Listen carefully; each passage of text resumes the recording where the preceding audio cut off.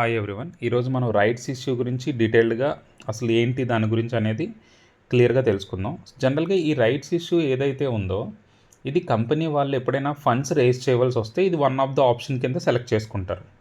అయితే ఈ ఆప్షన్లోని వాళ్ళు ఎలా ఫండ్స్ రేజ్ చేయొచ్చు అంటే ఎగ్జిస్టింగ్ షేర్ హోల్డర్స్ ఎవరైతే ఉంటారో వాళ్ళకే వాళ్ళ కంపెనీ షేర్స్ని డిస్కౌంట్లో సెల్ చేస్తారన్నమాట. అంటే ఉన్న రేట్లో అంటే వాళ్ళు జనరల్ మార్కెట్లో కూడా పర్చేస్ చేసుకోవచ్చు. కానీ వీళ్ళు ఏం చేస్తారంటే డిస్కౌంటెడ్ ప్రైస్లో మాట. అంటే ఏంటి, తక్కువ రేటుకి. అంటే ఇప్పుడు సపోజ్కి మార్కెట్లో దాని రేటు 2000 ఉందనుకోండి, వీళ్ళు ఏంటంటే ఒక 1200కో లేదా 1500కో అంటే ఎంతో కొంత డిస్కౌంట్ను ఆఫర్ చేస్తారన్నమాట. ఖచ్చితంగా తక్కువ రేటుకే షేర్స్ని అమ్ముతారు.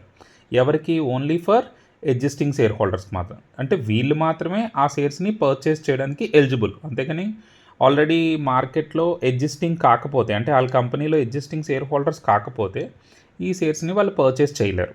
సో రైట్స్ ఇష్యూలో పార్టిసిపేట్ చేయాలంటే ఖచ్చితంగా ఆ కంపెనీలో ఆ పర్సన్ షేర్ హోల్డర్ అయి ఉండాలి. అప్పుడు మాత్రమే ఆ పర్సన్ ఆ కంపెనీ యొక్క షేర్స్ని పర్చేస్ చేయడానికి ఎలిజిబుల్ పర్సన్ అన్నమాట. అయితే ఇది కూడా వాళ్ళు ఏంటంటే చెప్తారు పర్టికులర్గా, మీకు ఒక 10 షేర్స్ ఉన్నాయనుకోండి సపోజ్కి, దానికి మేము 5 రైట్ షేర్స్ ఇష్యూ చేస్తాం.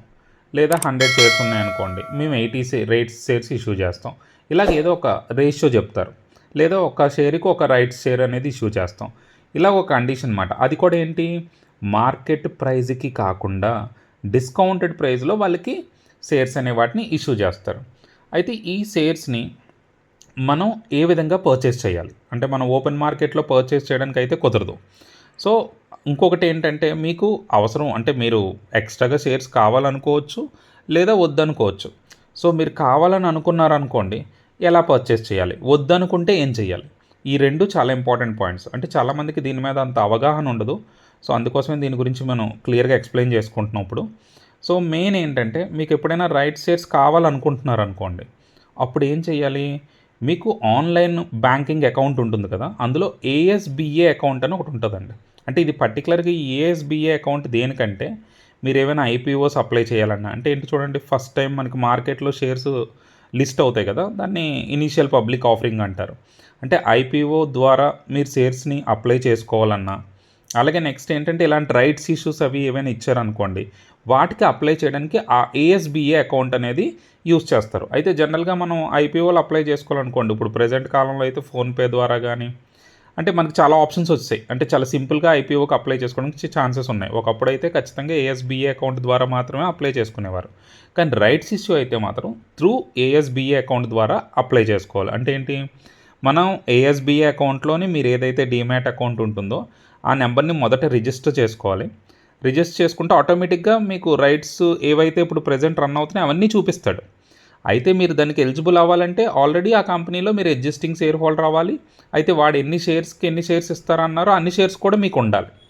అప్పుడు మాత్రమే మీరు అప్లై చేయగలరు, లేకపోతే అది అప్లై చేయడానికి కుదరదు.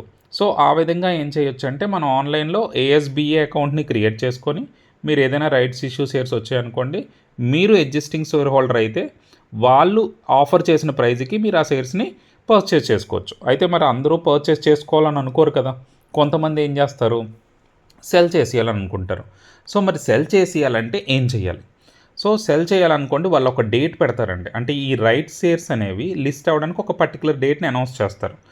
ఆ డేట్ రోజు మీ డీమ్యాట్ అకౌంట్ ఏదైతే ఉందో ఆ డీమ్యాట్ అకౌంట్లో వాళ్ళు ఆఫర్ చేసిన ప్రైజ్కే, అంటే వాళ్ళు ఏదైతే ప్రైజ్కి ఆఫర్ చేస్తారో ఆ ప్రైజ్కే అవి లిస్ట్ అవుతాయి.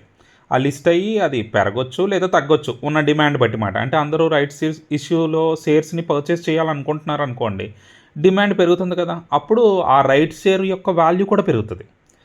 లేదు అందరూ అమ్మేద్దామని అనుకున్నారనుకోండి, అది వాల్యూ పడిపోద్ది. అది కామనే మాట. మళ్ళీ డిమాండ్ అండ్ సప్లై మీదే బేస్ అయి ఉంటుంది షేర్ ప్రైస్ అనేది. అయితే మీరు వద్దని అనుకుంటే వాడు ఏ డేట్స్లో అయితే అవి ట్రేడ్ అవుతాయని చెప్పాడో ఆ పర్టికులర్ డేట్ రోజు మీకు రైట్స్ ఇష్యూస్ అంటే మీకు ఎన్నైతే ఎలిజిబుల్ ఉంటుందో ఆ ఎలిజిబుల్ షేర్స్ అన్నీ కనిపిస్తాయి. సో ఆ షేర్స్ అన్నిటిని మీరు ఏం చేయొచ్చు, సెల్ చేసేసుకోవచ్చు. సెల్ చేస్తే అది మనీ వచ్చేస్తుంది, మనీ మీరు ఆటోమేటిక్గా విత్డ్రాల్ అయిపోద్ది.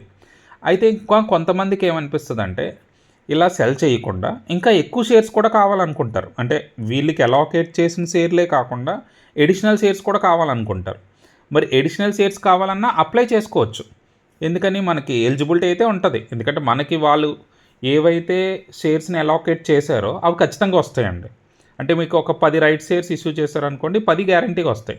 కానీ మీరు 20కి కూడా అప్లై చేసుకోవచ్చు. ఒకవేళ ఈ 20 ఎలాగా ఇప్పుడు చూడండి ఐపీఓలు వాటిల్లోనే ఎలాగైతే ఒక్కొక్కరిని సెలెక్ట్ చేసి ఇస్తారో, ఇది కూడా అంతే. ఒకవేళ ఏమైనా పాజిబిలిటీ ఉండి మిగతా వాళ్ళందరూ అమ్మేస్తున్నారనుకోండి, మీకు ఛాన్స్ ఉంటే ఆ ఎక్స్‌ట్రా 10 షేర్స్ కూడా మీకు అడ్జస్ట్ అవుతాయన్నమాట. సో, ఇది మనకి రైట్స్ ఇష్యూ గురించి. ఇంకా ఏదైనా మీకు డౌట్స్ ఉన్నట్లయితే కామెంట్ సెక్షన్‌లో చెప్పండి. ఇంకొంచెం డీటెయిల్డ్‌గా నేను ఎక్స్‌ప్లెయిన్ చేస్తాను. Thank you.